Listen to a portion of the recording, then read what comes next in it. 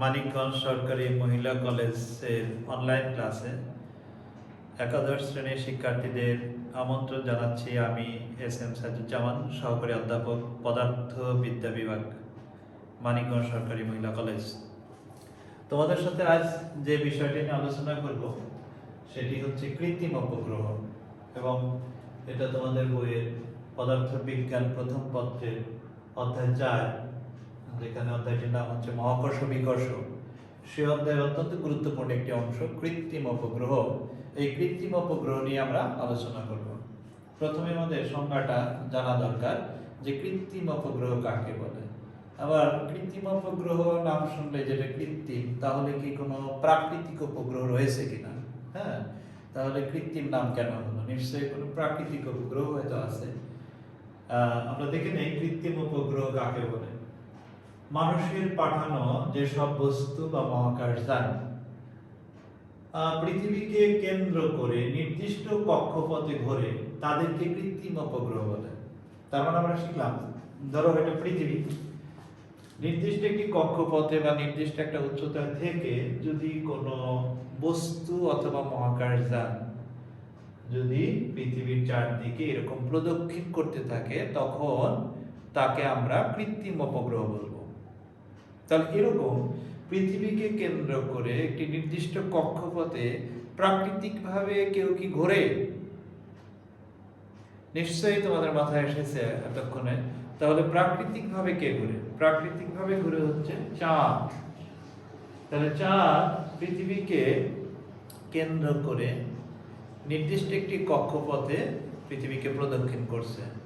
সেই জন্য চাঁদকে আমরা উপগ্রহ বলবো, কিন্তু সেই উপগ্রহটা হচ্ছে প্রাকৃতিক উপগ্রহ। ঠিক চাঁদের মতো কোনো বস্তু যদি আচরণ করে, চাঁদের মতো কোনো মহাকাশযান যদি আচরণ করে, কি চাঁদের মতো আচরণটা? যে পৃথিবীকে কেন্দ্র করে নির্দিষ্ট একটি কক্ষপথে যদি প্রদক্ষিণ করতে থাকে চাঁদের মতোই, কিন্তু সেটা ন্যাচারালি না, প্রাকৃতিকভাবে সংগঠিত হচ্ছে না, আমরা নিজেরা কৃত্রিম উপায়ে সেটাকে পাঠাচ্ছি, ঘোরাচ্ছি। মানুষের পাঠানো, অর্থাৎ আমরা যেটা সেখানে স্থাপন করে দিচ্ছি, যেটা পৃথিবীর চারদিকে ঘুরবে নির্দিষ্ট কক্ষপথে, তখন তাকে বলা হয় কৃত্রিম উপগ্রহ। তাহলে আশা করি কৃত্রিম উপগ্রহ তোমরা বুঝতে পেরেছো যে কৃত্রিমভাবে মানুষ যে উপগ্রহটি, মানে উপগ্রহ চাঁদের মতো যে আচরণ করবে, যে বস্তুটা অর্থাৎ পৃথিবীর চারদিকে নির্দিষ্ট কক্ষপথে ঘুরবে, সেটাকে আমরা কৃত্রিম উপগ্রহ বলবো। এখন জানতে ইচ্ছে করে যে একটি কৃত্রিম উপগ্রহকে আমি কত উচ্চতায় কত বেগ দিলে পৃথিবীর চারদিকে ঘুরবে। আবার ধরো তোমাকে বললাম যে পৃথিবী থেকে এই উচ্চতায় এত কিলোমিটার উপরে একটি কৃত্রিম উপগ্রহ স্থাপন করো। তার মানে একটি কৃত্রিম উপগ্রহ স্থাপন করব যেটা পৃথিবীর চারদিকে ঘুরবে। তো এখানে কত উচ্চতায় নিয়ে কত বেগ দিতে হবে এটা আমার জানা দরকার, এবং কত বেগ দিলে সে পৃথিবীর চারদিকে একবার ঘুরে আসতে তার কতটুকু সময় লাগবে সেটা আমাদের জানা দরকার। অর্থাৎ আমি আমার ডিজায়ার হচ্ছে যে কোনো একটি কৃত্রিম উপগ্রহকে, কোনো একটি মহাকাশযানকে আমি কি করব, পৃথিবীর চারদিকে 5 দিনে ঘুরিয়ে নিয়ে আসবো। তাহলে 5 দিনে ঘুরিয়ে নিয়ে আসলে আমার কত বেগ দিতে হবে এবং কত উচ্চতায় নিয়ে সেই বেগটা দিলে 5 দিনে ঘুরে আসবে। অর্থাৎ এই সমস্তই আজকে আলোচনার বিষয়, যে কৃত্রিম উপগ্রহ বা একটি মহাকাশযান আমি চাঁদের মতো আচরণ করবে, অর্থাৎ পৃথিবীর চারদিকে ঘুরবে, সেই ক্ষেত্রে নির্দিষ্ট কক্ষপথ আমি বাছাই করে নেব নির্দিষ্ট একটা উচ্চতায়। সেই উচ্চতায় তাকে কত বেগ দিতে হবে, আর কত বেগ দিলে সে কত দিনে ঘুরে আসবে। তার মানে একটি কৃত্রিম উপগ্রহের কি জানতে চাচ্ছি? আমি বেগ জানতে চাচ্ছি, আবর্তন কাল, অর্থাৎ পৃথিবীর চারদিকে একবার ঘুরে আসলে তার কতটুকু সময় লাগে। এবং এই যে ঘটনাগুলো ঘটলো, এত বেগ দিলাম, এত দিনে ঘুরে আসলো, সেই কৃত্রিম উপগ্রহটি আসলে কত উচ্চতায় স্থাপন করা হয়েছিল, এই সমস্ত বিষয় নিয়ে আজকে আলোচনা। প্রথমে আমরা কৃত্রিম উপগ্রহের বেগের রাশিমালাটা, বেগের যে পরিমাণ নির্ণয় করব, সেই রাশিমালাটা আমরা নির্ণয় করে ফেলি। তাহলে প্রথমে আমি চাচ্ছি বেগ। এখানে আমি চিত্র অঙ্কন করেছি, এটাকে ধরে নিয়েছি যে এখানে হচ্ছে পৃথিবীর ভর হচ্ছে m, ব্যাসার্ধ ক্যাপিটাল R, এবং ভূপৃষ্ঠ থেকে আমি এই উচ্চতায় একটি মহাকাশযান স্থাপন করেছি, যা নাকি পৃথিবীর চারদিকে ঘুরে আসবে। তাহলে ঘুরে আসার ক্ষেত্রে বেগের কন্ডিশন আমরা একটু নির্ণয় করতে চাই। প্রথমেই যে জিনিসটা আসবে যে এই মহাকাশ যানটিকে, এই উপগ্রহটিকে, এম ভরের উপগ্রহটিকে পৃথিবী তার কেন্দ্রের দিকে একটি বলে আকর্ষণ করবে। সেই বল অভিকর্ষ বল। অভিকর্ষ বলের ক্যালকুলেশনটা করে নিই আমরা। তাহলে দেখি যে এম ভরের, আমি লিখে ফেলি, এম ভরের কৃত্রিম উপগ্রহে লিখি আমরা, যেহেতু স্থাপন করব আমরা, এম ভরের কৃত্রিম গ্রহটির উপর পৃথিবীর আকর্ষণ বল, পৃথিবীর, আমি পুরাটাই কাজে লাগাই, পৃথিবীর আকর্ষণ বল কি হলে ধরলাম আমরা F1 হলে নিউটনের মহাকর্ষীয় সূত্র থেকে জানি আমরা G capital M small m এবং কত উপরে কত দূরত্বে, পৃথিবীর কেন্দ্র থেকে যদি আমরা ওই কৃত্রিম উপগ্রহটার দূরত্ব দেখি তাহলে এই দূরত্বটা আসবে r plus h whole square. এখন খুব গুরুত্বপূর্ণ বিষয়, কৃত্রিম উপগ্রহটি পৃথিবীর চারদিকে ঘুরবে। যে কোনো বস্তু ঘোরানোর পূর্ব শর্ত আমরা একটু শিখে নেই। আমরা যদি একটি মার্বেলকে সুতা দিয়ে বেঁধে এরকম ধরে রাখি, মার্বেলটা কিন্তু ঘুরবে না। কিন্তু যদি মার্বেলের উপরে আমি এরকম বল প্রয়োগ করে এরকম ঘোরাতে থাকি তাহলে মার্বেলটি ঘুরবে। অর্থাৎ ঘূর্ণনশীল বস্তুর ক্ষেত্রে অনবরত কেন্দ্রের দিকে একটি বল প্রয়োগ করতে হয়। আবার জিনিসটা ক্লিয়ার করে দিই, দেখো কোনো জিনিস তুমি ঘোরাতে চাচ্ছ, এই মার্বেলটা এরকম ঘুরছে, কেন্দ্রের দিকে অনবরত একটা বল প্রয়োগ করে তাকে বৃত্তাকার পথে রাখতে হয়। কারণ কি, তুমি যদি এই বলটা প্রয়োগ না করো তাহলে স্পর্শক বরাবর সে কিন্তু চলে যাবে। তাহলে অনবরতই দেখো প্রতিটা বিন্দুতে যদি তাকে সরল পথ থেকে আমি বৃত্তাকার পথে আনতে চাই, এভাবে আনতে চাই, অনবরতই কেন্দ্রের দিকে একটি বল প্রয়োগ করতে হয়।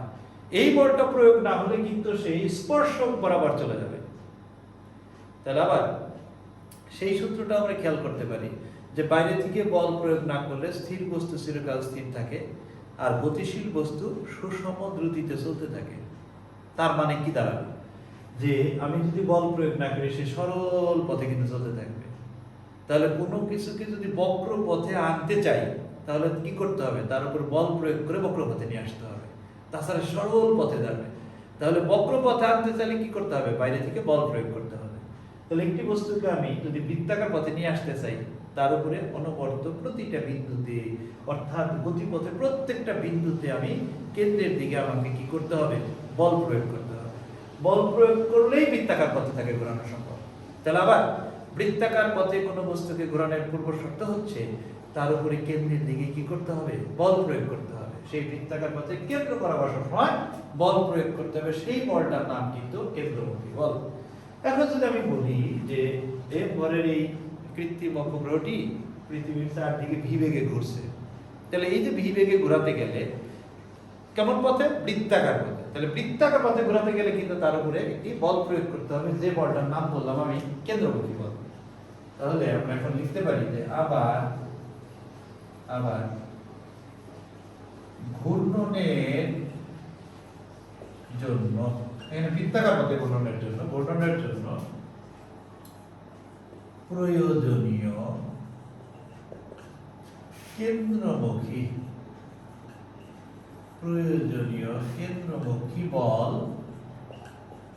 F2 হলে F2 আমরা লিখতে পারি কৃত্রিম উপগ্রহ, যে ঘুরতেছে তার ভর, ঘুরছে কে, m ভরের কৃত্রিম উপগ্রহ, বেগ কত, স্কয়ার, কত দূরত্ব থেকে, r প্লাস h দূরত্ব থেকে।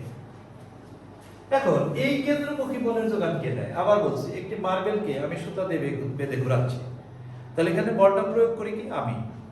কিন্তু একটি কৃত্রিম উপগ্রহ পৃথিবীর চারদিকে ঘুরবে, তাহলে এখানে তো কোনো রশি নাই, এখানে তো কোনো আমি তাকে রশি দিয়ে বেঁধে তাকে বৃত্তাকার পথে ঘোরাচ্ছি না।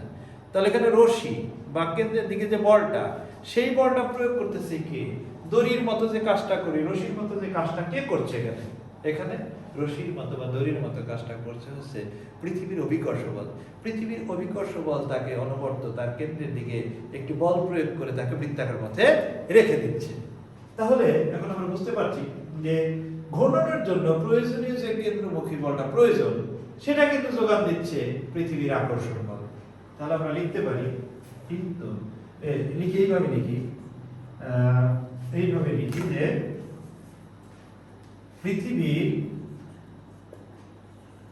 পৃথিবীর অভিকর্ষ বল বা আকর্ষণ বল এই কেন্দ্রমুখী বলের যোগান দেয়।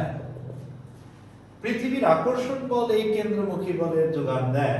সুতরাং আমরা লিখতে পারি এই যে কেন্দ্রমুখী বলের যোগান F2 কে দিল F1। লিখতে পারি আমরা mv square by r plus h is equal to gmm by r plus h whole square. অর্থাৎ এখান থেকে দেখা যাচ্ছে m যদি বাদ যায় v স্কয়ার, আমি দুটো লাইন লিখি, v square is equal to mm উভয় পক্ষ থেকে আমরা বাদ দিয়ে দেই, তাহলে gm বাই এইখানে r প্লাস h, এখানে r plus h whole square থাকে r প্লাস h।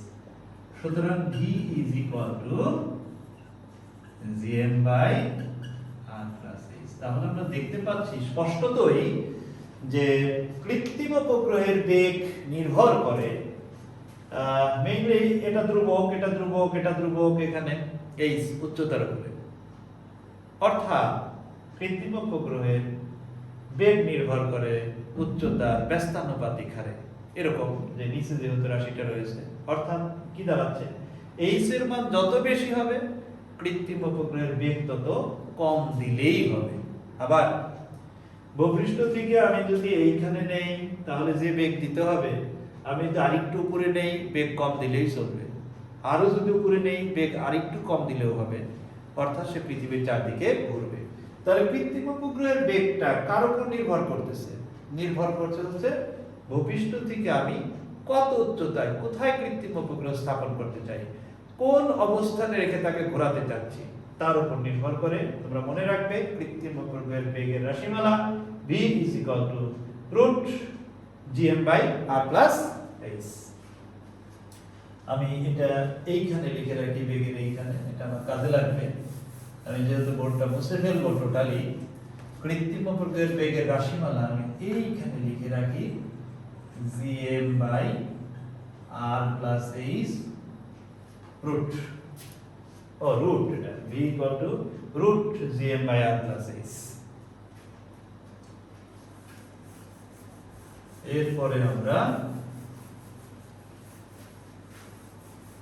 এরপরে বের করতে চাই আবর্তন কাল। আবার কৃত্রিম উপগ্রহের বেগ নির্ভর করে ভূপৃষ্ঠ থেকে কত উপরে স্থাপন করব।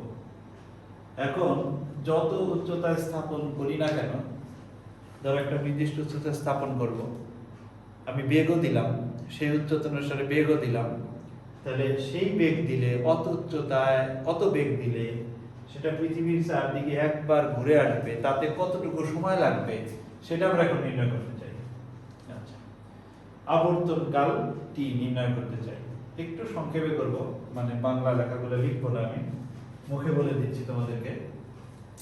এখানে আমরা জানি যে বৃত্তাকার পথে ঘূর্ণনশীল কোন কণার ক্ষেত্রে যেটা আমরা জানি v = ω/r। এটা হচ্ছে বৃত্তাকার পথের ব্যাসার্ধ, এটা হচ্ছে তার কৌণিক বেগ, এটা হচ্ছে রৈখিক বেগ।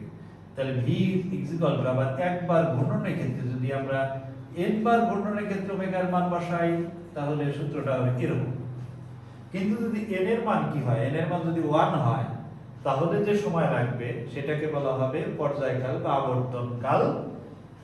n বার ঘূর্ণনে যদি t সময় লাগে তাহলে একবার ঘূর্ণনে তাহলে এটা 1 বসাবো, তখন এই স্মল টি কে ক্যাপিটাল টি দ্বারা প্রকাশ করা হয়, যেটা আবর্তন কাল।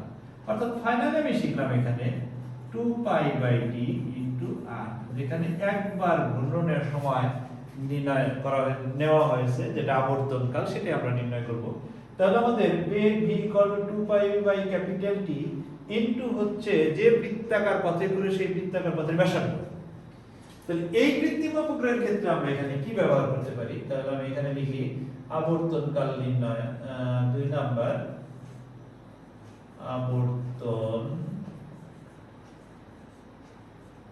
আবর্তনকাল নির্ণয়।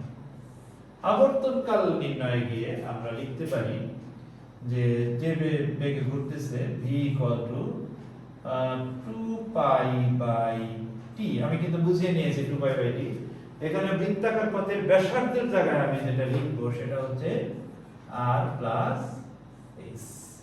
বুঝতেই পারছো তোমরা যে ওখান থেকে এই সূত্রটা আসলো। এটাকে আমি এখন মুছে ফেলি, দেখে ফেলছো। আচ্ছা, এবার v এর মান আমরা বের করেছি, এই মানটা এখানে বসিয়ে দিই, Gm/r + s 2π/T r + s। উভয় পক্ষ আমাদের টার্গেট হচ্ছে আমাদের t নির্ণয় করা। তাহলে t নির্ণয় করতে গিয়ে আমরা যেটা করতে পারি সেটা হচ্ছে ব্যস্তানুপাতিক যদি করে দেই, যে কোনো ভাবে করা যায়, এটা ব্যস্তানুপাতিক যদি করে দেই r + h/Gm, আর এখানে যেটা হবে উপরে আছে 2π × r + s, নিচে t, তাহলে t টা উপরে গেল 2π r + s। তার মানে দাঁড়াচ্ছে t = 2π r + s √r + h/Gm।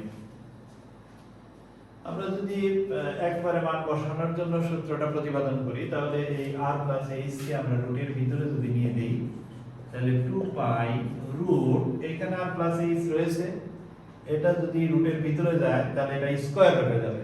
তার মানে দাঁড়াচ্ছে r + h কি /Gm। আবর্তনকালের রাশিমালা কিন্তু আমাদের হয়ে গেল। আবর্তনকাল t = 2π r + h whole cube, root আছে কিন্তু এখানে √r + h whole cube by Gm। সূত্রটা ডাইরেক্ট মনে রাখবে তোমরা। আচ্ছা, ইন্টারেস্টিং ব্যাপার হচ্ছে যে আমাদের আবর্তনকাল দেখো নির্ভর করছে হচ্ছে উচ্চতার উপরে। তার মানে কি দাঁড়ালো?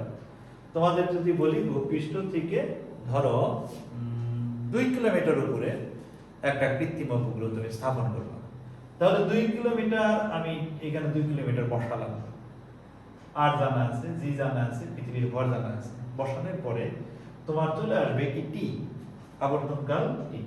তাহলে আবর্তনকালটি নির্ভর করতেছে উচ্চতার উপরে। উচ্চতার মান বসালে আবর্তনকাল চলে আসবে। আর একটু ঝামেলা আছে, তাহলে উচ্চতা বসালে আবর্তনকাল চলে আসলো, ধরো 2 দিনে ঘুরে আসলো, কত বেগ দিতে হবে? এটা একটা ফ্যাক্টর। কত বেগ দিতে হবে একটু চিন্তা করো। বেগটা কার উপর নির্ভর করে?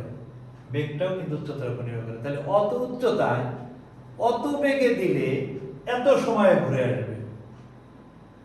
ইন্টারেস্টিং ব্যাপার। আবার একটা নির্দিষ্ট উচ্চতা প্রথমে স্বাধীনভাবে আমি বাছাই করলাম উচ্চতা, এটা আমার স্বাধীনভাবে উচ্চতা আমি দিয়ে এত উচ্চতা আমি কৃত্রিমভাবে স্থাপন করব, উচ্চতা নিলাম।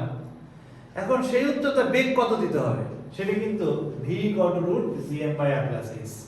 তাহলে এখানে h এর মান বসালাম, এবং সেই উচ্চতায় গিয়ে এত বেগ দিলে সে কয় দিনে পৃথিবীর চারদিকে ঘুরে আসবে সেটা কিন্তু এখানে যদি আমরা h এর মান বসাই তাহলে আমাদের কি t এর মান বের হয়ে আসবে, এত দিনে পৃথিবীর চারদিকে ঘুরে আসবে। তিনটা তো একত্র করার পর আরো ইন্টারেস্টিং আলোচনা আছে, তোমরা দেখতে থাকো। তাহলে আবর্তনকাল নির্ণয় হয়ে গেল। আবর্তনকালের যে রাশিমালাটা আমি এইখানে লিখে রাখি, এটা নিচে সুবিধা হবে আমাদের। t = 2π √r + h whole cube by কত Gm। এটা আসলে আমাদের। এখন আমরা নির্ণয় করব উচ্চতা রাশিমালা। এটা খুব সহজ। দেখো এখানে উচ্চতা হয়েই রয়েছে, যে এখানে যে উচ্চতা রয়েছে, এখানে আমরা এই সমীকরণ থেকে উচ্চতার রাশিমালা নির্ণয় করতে চাই। এখন এটার আগের রাশিমালা নেওয়া যেত, যাক এটা রয়েছে খাতা লাস্টে আমি এটা থেকেই নিচ্ছি 2 pi root over r plus h whole cube by কত gm।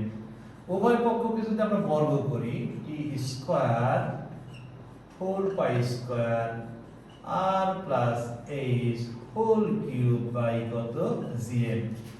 আমাদের টার্গেট হচ্ছে h এর মান বের করা, উচ্চতা রাশিমালা। সুতরাং আমরা লিখতে পারি দেখো gm t স্কয়ার, এটা এখানে নিয়ে আসলাম, by 4 pi square is equal to r plus h whole cube. এখন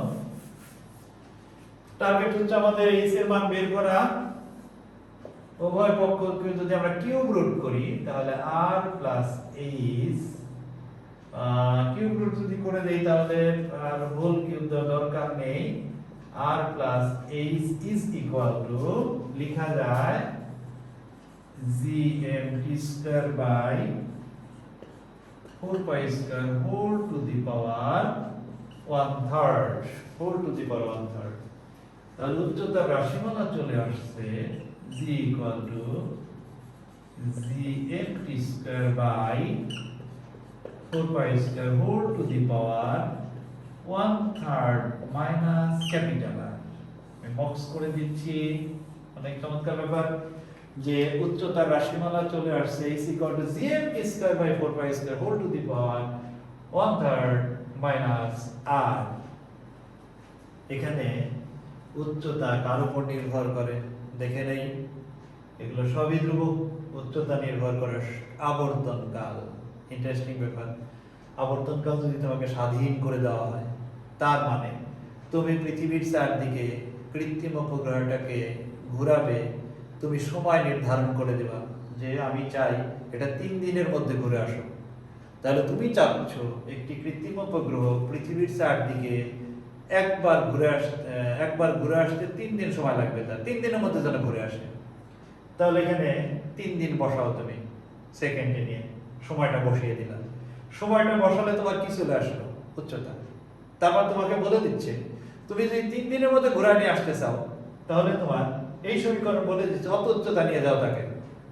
এখন অত উচ্চতা নিয়ে গিয়ে তুমি দ্বিধায় পড়ে গেছো যে বেগ কত দিবা, বেগ কত দেবে। এত উচ্চতায় তোমার উচ্চতা ফিক্সড হবে কিসের মাধ্যমে? সময়ের মাধ্যমে। তুমি একটি কৃত্রিম উপগ্রহকে পৃথিবীর চারদিকে 3 দিনের মধ্যে ঘুরিয়ে নিয়ে আসবে। তাহলে তুমি 3 দিন এখানে বসাবে, বসানোর পর তোমার উচ্চতা আসলো, তারপরে তোমাকে বলে দিচ্ছে এত উচ্চতা নিয়ে যাও। ওই উচ্চতা নেওয়ার পরে তুমি দ্বিধায় পড়ে গেছো বেগ কত দিবে, দ্বিধার কিছু নেই। বেগ হচ্ছে তুমি এইচ এর মান যদি এখানে বসিয়ে দাও তাহলে কিসের মান চলে আসবে? বেগ। তাহলে সবথেকে স্বাধীন কোনটা? এখানে স্বাধীনভাবে আমি কি নিলাম? স্বাধীনভাবে নিলাম একটি কৃত্রিম উপগ্রহকে কয় দিনের মধ্যে আমি ঘুরিয়ে নিয়ে আসতে চাচ্ছি। যদি 5 দিনের মধ্যে ঘুরিয়ে নিয়ে আসতে চাই তাহলে এই সমীকরণে বসাবো 5, চলে আসবে উচ্চতা। তোমাকে বলে দিবে এই সমীকরণ বলে দিচ্ছে এত উচ্চতা নিয়ে যাও। অত উচ্চতা নেওয়ার পরে 5 দিনের মধ্যে ঘুরে আনতে গেলে কত বেগ দিতে হবে এই সমীকরণ বলে দিচ্ছে তোমাকে এত বেগ দিতে হবে। তাহলে আমি উচ্চতা রাশিমালাটা উচ্চতার নিচেই আছে, আরেকবার এখানে লিখি আমরা সেটা কত। উচ্চতা h equal to gm t square by 4 pi square whole to the power 1/3 minus r।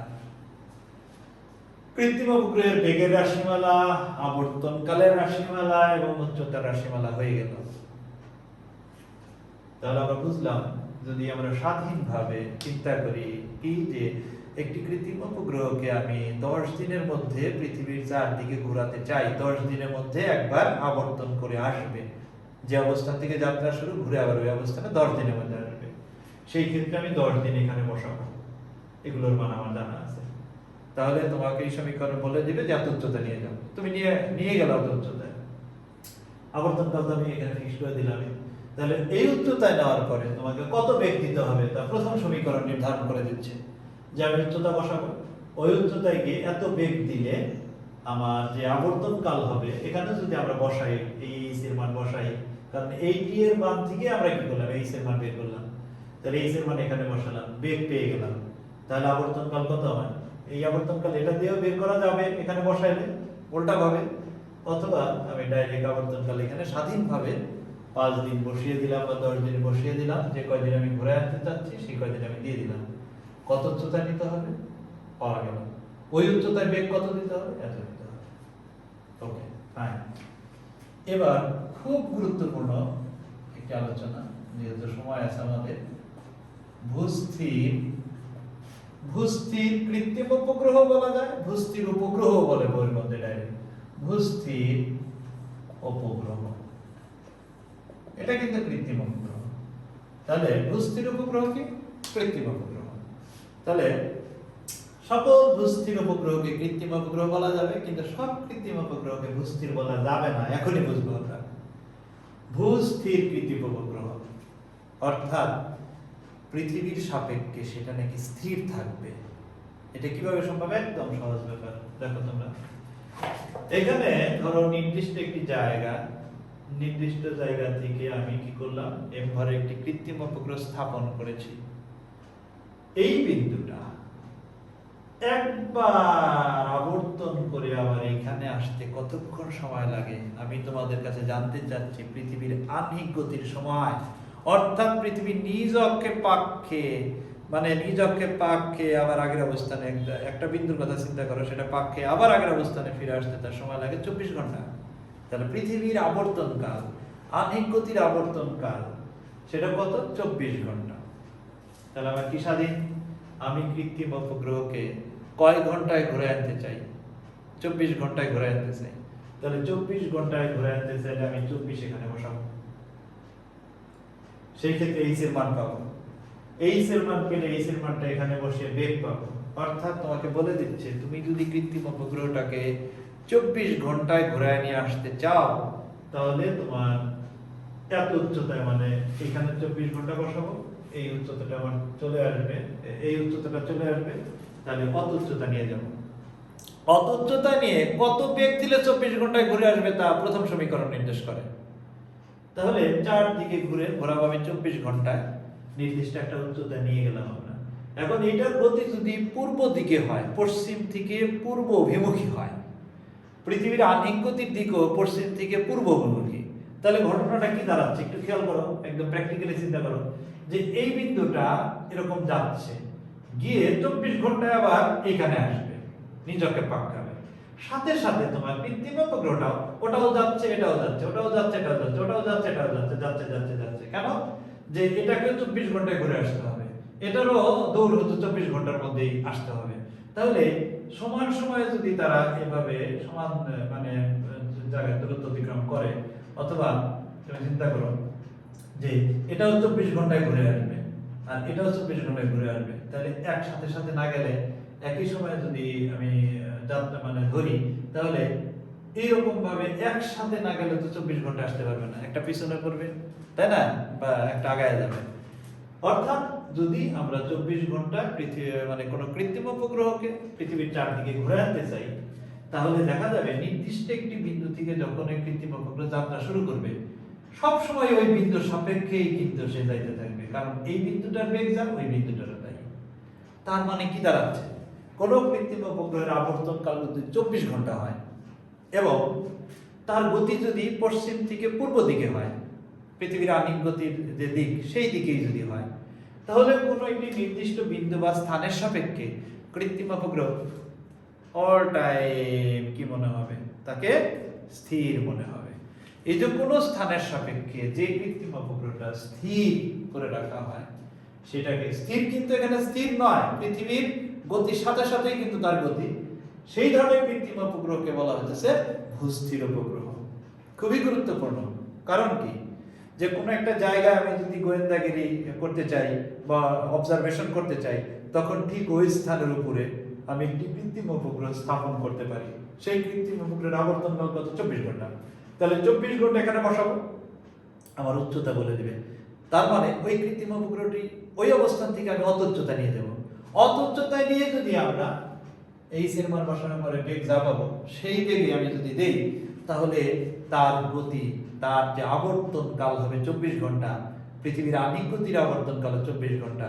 ফলে ওই স্থানের সাপেক্ষে সেই কৃত্রিম উপগ্রহটি অনবরত কি থাকবে? স্থির থাকবে। এ ধরনের উপগ্রহকে বলা হয় ভূস্থির উপগ্রহ। তাহলে দুটো পয়েন্ট, ভূস্থির উপগ্রহের আবর্তন কাল কত? 24 ঘন্টা। এর বেগের দিক কোন দিকে হবে? পৃথিবীর আণবিক গতির দিক পশ্চিম থেকে পূর্ব দিকে, সুতরাং কৃত্রিম উপগ্রহটির দিকটাও পশ্চিম থেকে পূর্ব দিকে, মানে সাথে সাথে হতে হবে, বিপরীত দিকে গেলে হবে না, তাহলে স্থির থাকবে না নির্দিষ্ট স্থানের সাপেক্ষে। আশা করি তোমরা বুঝতে পেরেছো যে ভূস্থির উপগ্রহ খুবই গুরুত্বপূর্ণ এবং সেটা কিভাবে আসে। 24 ঘন্টা আবর্তনকাল দিয়ে উচ্চতা h বের করব, উচ্চতা h এর মান প্রথম সমীকরণে বসিয়ে আমরা ওই উচ্চতায় কত বেগ দিতে হবে সেটা বের করব, তাহলে ওই বেগে ওই উচ্চতায় দিলে পৃথিবীর চারদিকে ঘুরে আসতে তার 24 ঘন্টা সময় লাগবে, যা নাকি নির্দিষ্ট একটি স্থান থেকে যদি আমরা নির্দিষ্ট উচ্চতায় ওঠাই তাহলে ওই স্থানের সাপেক্ষে অনবরত সে স্থির থাকবে। এ ধরনের কৃত্রিম উপগ্রহকে ভূস্থির উপগ্রহ বলে। ওকে, আজকে পর্যন্তই। ভালো থাকো, সুস্থ থাকো, সুন্দর থাকো, সতর্ক থাকো, স্বাস্থ্যবিধি মেনে চলবে।